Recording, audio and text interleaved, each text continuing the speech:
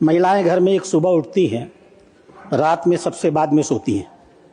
घर में सबके लिए अलग अलग भोजन बनाती हैं और सबसे बाद में खाती हैं, कभी कभी आधा पेट खाती हैं।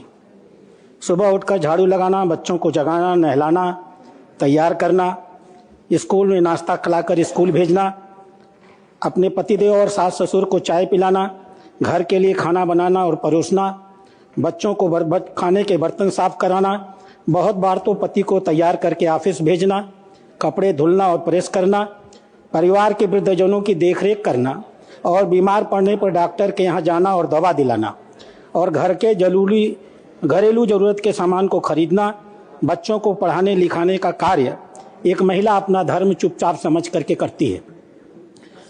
स्टेट बैंक ऑफ इंडिया और टाइम यूज सर्वे के एक आंकड़े के हिसाब से भारत सरकार ने 2 बार ये सर्वे कराए हैं। इन आंकड़ों के हिसाब से एक महिला घर में कुल मिलाकर के 432 मिनट सेल्फलेस काम करती है, जिस काम का उसको न तो कोई मेहनताना मिलता है और न ही वो मेहनताना लेना भी चाहती है। सभापति महोदय, अगर इन बहनों को इनके कार्यों का मेहनताना दिया जाए तो यह जीडीपी का कम से कम 7.5% से लेकर के 24% तक का हिस्सा आएगा। जिन घरों में इन कामों के लिए सफाई कर्मी, कुकर, ट्यूटर, धोबी, केयरटेकर और बर्तन मांजने वाले रखे जाते हैं, वहाँ तकरीबन एक परिवार को 20,000 से लेकर के 25,000 तक का मासिक खर्च देना पड़ता है। इसके बावजूद महिलाएं घर के बाहर का भी काम करती हैं।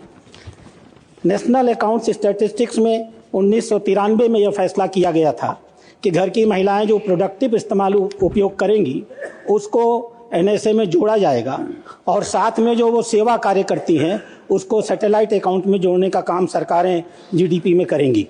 इस सरकार से मेरी ये 2 मांग है। नंबर 1, महिलाओं के द्वारा जो घर में किए जाने वाले काम हैं उनका मूल्य उनके अपॉर्चुनिटी कास्ट और रिप्लेसमेंट कास्ट को जोड़ करके प्राइवेट फाइनल कंजम्पशन एक्सपेंडिचर में जोड़ा जाए और उसको सकल घरेलू उत्पादन का हिस्सा बनाया जाए। दूसरी चीज़, बहुत सी सरकारें कैश ट्रांसफ़र स्कीमें चला रही हैं।